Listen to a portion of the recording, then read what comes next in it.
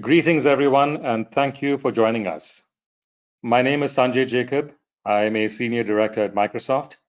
Today, I will share some exciting news around a rich Internet of Things modeling platform called Azure Digital Twins that we think will play an increasingly central role in accelerating digital transformation for many organizations globally.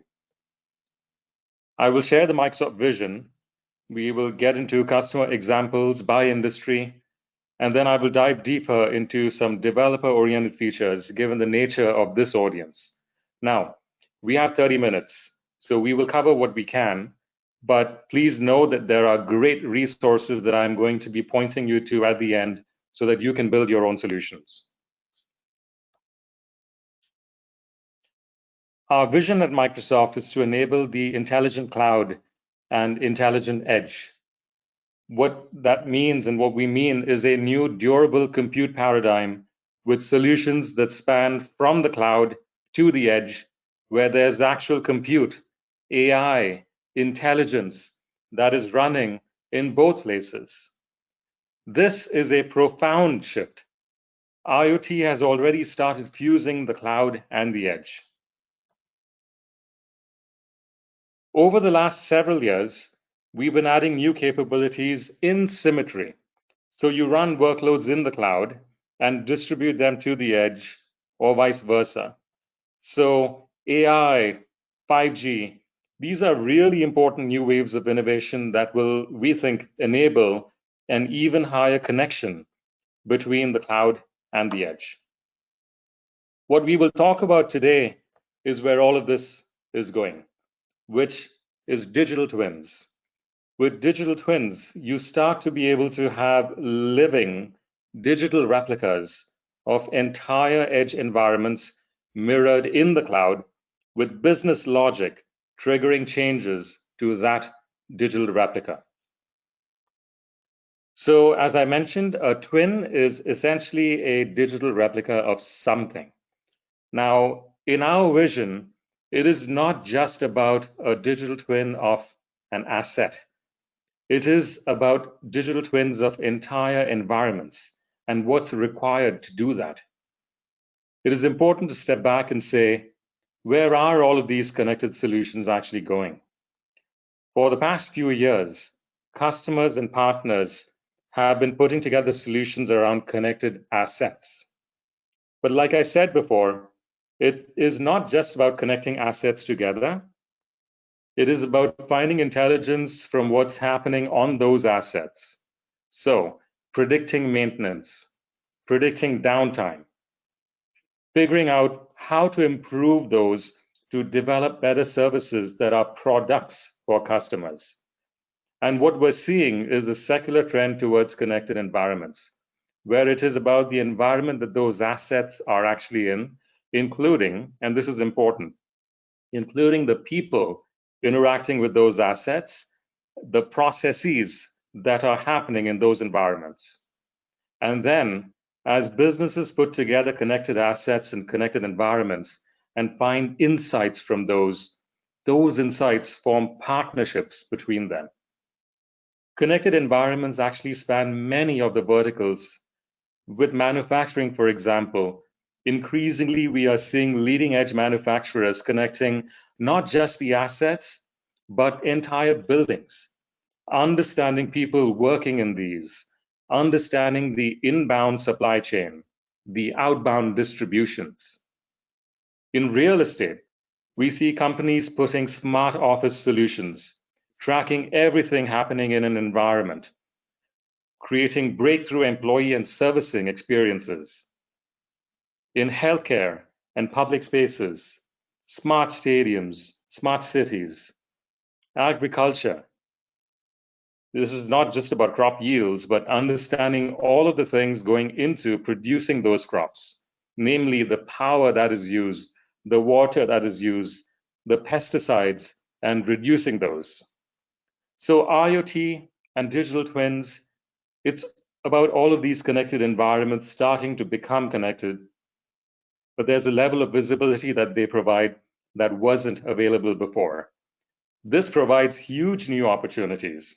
It provides opportunities to reduce the amount of energy being used in these environments, to reduce the environmental impact, because data and analytics provides those insights that let companies actually do that.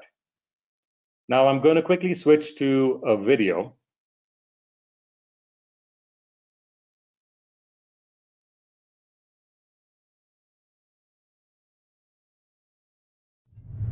The Internet of Things gives businesses unprecedented insights into their assets. As connected solutions continue to evolve, companies are looking to create comprehensive digital models of their entire environments to gain insights that drive better products, optimization of operations, cost reduction, and breakthrough customer experiences.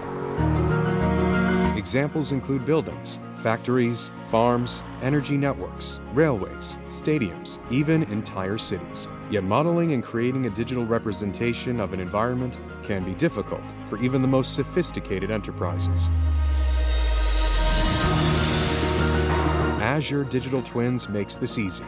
It enables customers to model an environment and then bring this digital twin to life, scalable and secure. Businesses can connect assets such as IoT devices, as well as existing business systems to Azure Digital Twins. Azure Digital Twins helps break down silos that previously stood in the way of insights and provides a robust platform to build dynamic business logic on. Azure Digital Twins seamlessly integrates with Azure Data, Analytics, and AI services to make it easy to track the past and then predict the future, giving businesses the edge they need to meet the challenges they face today and tomorrow. Azure. Invent with purpose.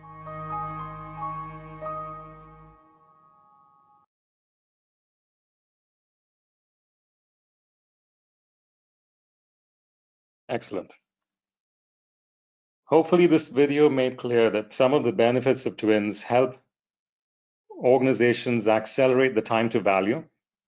They actually simplify the creation of complex digital models of that replica, and then they track the past, simulating possibilities and then predicting the future. But I also want to call out that it is also an important integration layer, because it is not just about connecting two devices, but it is also about connecting disparate systems. Today with your own, and then in the future with ecosystem partnerships that you form. And of course, all built on an enterprise platform.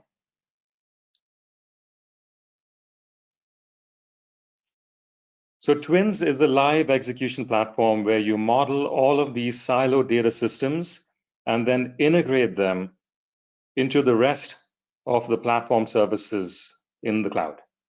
These data sources may be live data, IoT data, where you can in real time plug native Azure IoT services or instead integrate with your existing business systems, such as supply chain systems, for example, or integrate with existing workflows, or create additional integrations into digital twins.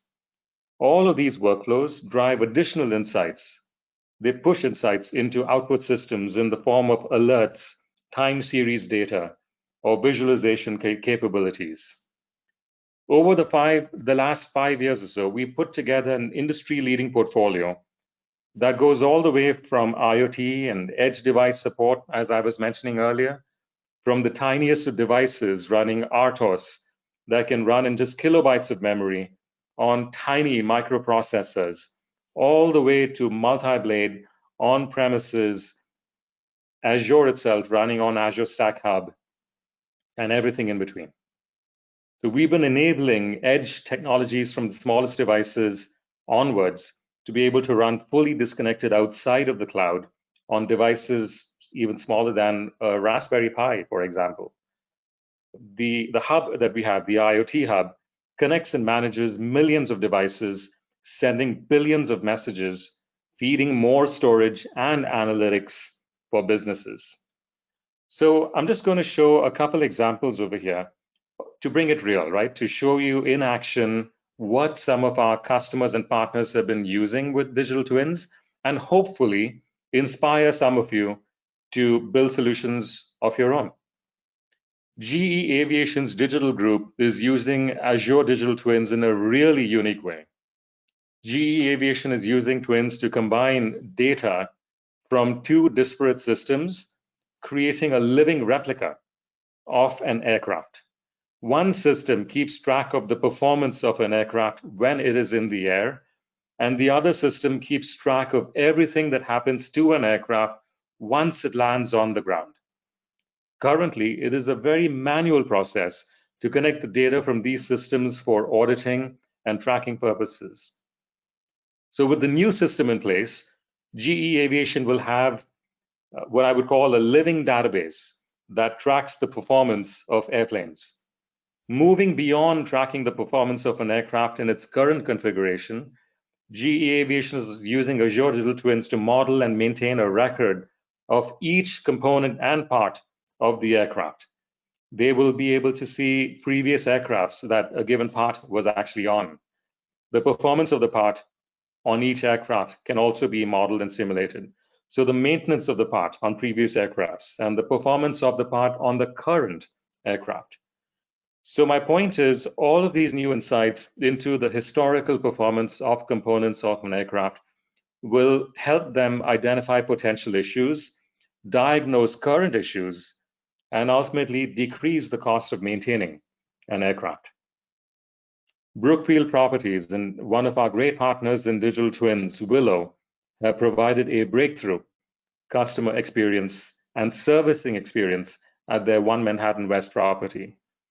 Brookfield was interested in exploring digital twins technology to create a virtual model of the One Manhattan West project connected directly to infrastructure, equipment, and systems. This technology would enable Brookfield to transform the building into an intelligent network of digitally connected spaces, combining systems across retail, office, hospitality, and residential environments. So by taking their experience within their buildings to the next level, Brookfield offers tenants, I think fair to say, a truly differentiated workspace that helps them attract a skilled workforce and optimize employee productivity. All aspects of an occupant's experience, including access controls, elevators, lockers, and local retail, can be integrated into a personalized and contextualized experience. And the next one is Johnson Controls. Johnson Controls wants to make it easy for builders to create smart buildings and retrofit current buildings with new technology. Their platform is called OpenBlue, and it actually makes it easy for builders and building management to create energy efficient buildings. So they are using Azure Digital Twins to model every aspect of the building, including rooms, walls, pipes, vents, and light fixtures. They were able to create a command and control platform for all operations relating to the creation and management of buildings. With the digital model from Azure Digital Twins, OpenBlue allows you to use historical or real-time data to create virtual models, simulations, and stress tests to optimize the process and procedure for any event. With a digital model of the building, operations managers can track the energy usage and identify ways to operate more sustainably and efficiently. So for the next section here, and I'm keeping an eye on time, I am going to cover the next level of technical details. Again, like I said, I'll keep it brief. We'll get into some of the highlights. But I think if you're a developer listening to this, I think some of these concepts are very important. And we've tried our level best to really make the platform simple or as simple as possible to use, but with a very rich semantic and flexible model. And I'll talk about that in just a little bit. So we've introduced a new modeling language, which we call as Digital Twins Definition Language. This was actually done in partnership with tons of customers and partners, taking in, I think, an amazing amount of feedback. How does it work? This is important. Twins are modeled in terms of the telemetry they provide, the properties they report or synchronize, as you can see in the screen here, the commands that they can receive, and the payloads in those commands, as well as the relationships between the twins that is really important. We support full graph relationships. So the notion of components is actually of that of reusability. We can take sets of interfaces and compose them into unique objects. Now, we've also added in inheritance. So I can define a digital twin, for example, a room in a building, and then specialize that with a derived type like an executive conference room. We have also spent time at Microsoft lining up the digital twins definition language with all of our other initiatives as it relates to connected systems. And I'll talk about that in just a little bit. But for example, IoT plug and play, which is a new way of providing metadata about devices, so that when devices connect to solutions, the solutions know how to automatically interact with those devices. IoT plug and play uses DTDL. So this means that an IoT plug and play device next to Azure Digital Twins just shows up as another twin in the Twins graph. All of this is available open source on GitHub. But we're not stopping with just open sourcing it. We're also working with Digital Twins consortiums to standardize DTDL. And you can see an example of what that would look like in just a little bit. Now, diving a little deeper further, for those who are inclined, I would like to also walk through design concepts and design patterns for working with Azure Digital Twins. And the reason I'm focusing on modeling as an aspect here is because the first step with digital twins is modeling. Now, out of the box, Azure Digital Twins is domain agnostic. As the developer, you will want to first configure your services with a set of models that describe your domain in your words. You can build a model set from scratch, and we may publish pre-made models for specific domains. But the important point is that models for ADT or Azure Digital Twins are described in the Digital Twins definition language.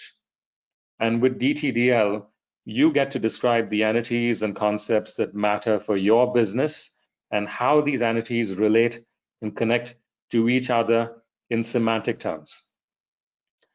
I mentioned earlier that out of the box, ADT is domain agnostic. DTDL is an open source language specification. It is language agnostic. It is based on JSON LD, so it can be edited with a very wide range of tools. Also important beyond just twins, DTDL is also used to describe IoT devices. So it therefore enables consistent programming models against devices and digital twins in the cloud. Once you have created your domain vocabulary, such as entity types and relationship types, you can next create a knowledge graph representation of a concrete environment. This is when you create concrete instances of these entities and connect them using the relationships into a graph. Next, you'd also want to think about bringing your digital twin to life. And so that's when you define event routing and event processing so that there is an accurate queryable state representation of your environment. The twins definition, as you see on this slide, is basically a very specific contracts of behavior and data that are meant to foster reuse across multiple solutions. DTDL is a strongly typed language with a rich type system for data modeling so that you can express very complex constructs. But DTDL itself, and this is an important point, doesn't specify the implementation of things. It specifies the contract, that is the surface that is exposed by your twin. This, for those of you who are familiar with object-oriented language, this is similar to how interfaces are defined in an object-oriented language. And that's why we call twins a definition model as an interface. So DTDL, in summary, is based on a well-defined object model that makes it possible for you to A, validate the contract that you define, and B, to implement model-driven clients, both in terms of the UX and also in terms of driving data processing or anything that you might want to do by passing in the underlying models. The next slide here is a very simple example of how a DTDL model written in JSON LD looks like. The top level definition of a twin is called an interface, as I mentioned earlier. You see a property of type string, telemetry name, temperature of type double, and command definition. So there's a lot of additional metadata that you can specify to make this definition a lot richer and, importantly, more semantic in nature. I'll spend just a couple of minutes on this slide because I realize it is getting very deep, but it's important for the developers listening to this to understand that there are 5 types of content elements. You've got properties, telemetry, command, relationship, and components.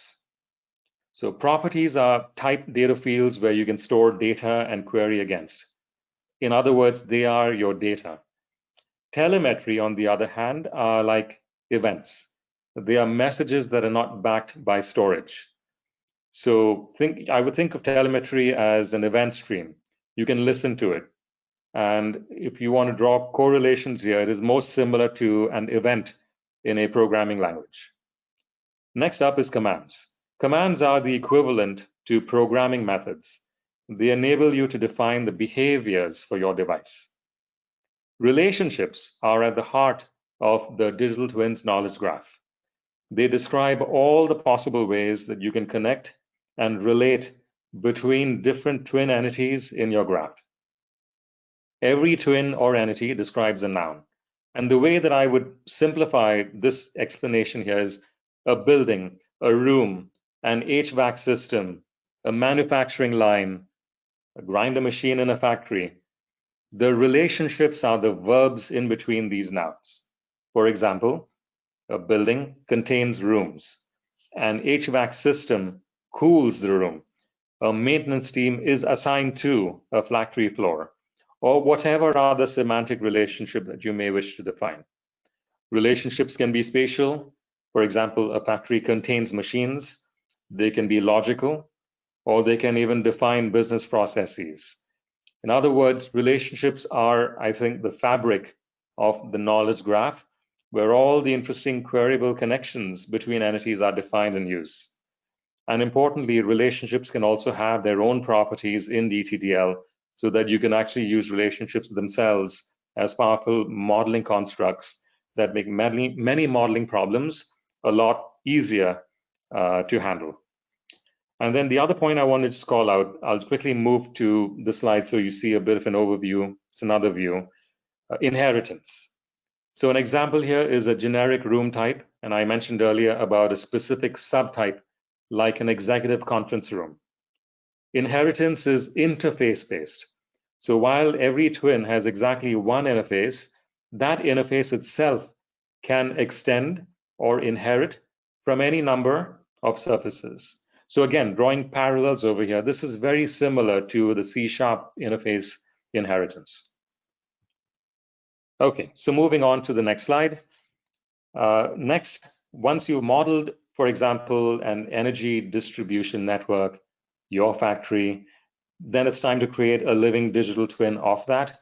You can simply take all of the DTDL that you authored and then send that to digital twins. The digital twin service then materializes a living execution environment. So every one of those twins is actually alive in the cloud. Next, a lot of customers think about business process integration, as they should. So if you have an ERP system and your view of an asset changes, then you model that in digital twins. You can use services like Azure Logic Apps, serverless functions or even Power Automate in order to trigger twins to update. You can even call our REST APIs to update that from any system. And then last but not least, outputs to storage and analytics and time series data. So once digital twins in that live execution environment starts emitting changes, you raise events. You can send those events to downstream systems through event routes. And those downstream systems include triggering Azure Logic apps, writing data out to a data lake or to a time series insights or to Synapse Analytics and so on. So the point here is it enables you to track past, simulate possibilities, and then use AI to predict the future. And then a couple points before I close. The service is available in 10 Azure regions for now. There are a number of high availability and disaster recovery options. We also have a rich set of diagnosing and troubleshooting options with Azure Monitor for integration for metrics, alerts, and logs. Twins also provides, let's say, I would call it a role-based access control system aligned to the Azure RBAC access control system. It is coarse-grained, so when the system comes out of the box, there are two built-in roles, but you can create your own custom roles with finer granularity and scope around model operations, such as uploading models, reading models, deleting models. So all your CRUD interfaces, the same thing with Twins, and then relationships for operations and creation of event routes. So let me conclude. Net, we think that digital twins is going to touch virtually every market vertical on the planet. And we are big believers in open partnerships and ecosystems. So in addition to open sourcing, as I mentioned earlier, the DTDL language, we have started on a digital twins consortium with other founders and groundbreakers that you see over here. This really is only the beginning. We are just getting started. And our vision here is of a semantically rich integration layer that helps fuse both the physical and digital worlds, and that provides connections not only to just Azure services, but also third-party services out of the box. So in a nutshell, this is about rich integrations to model the past, predict the future, and to integrate feedback into the source. So I hope you get a sense of how powerful this platform is, and we would love you to start building solutions together with us. So let me close. Thank you very much.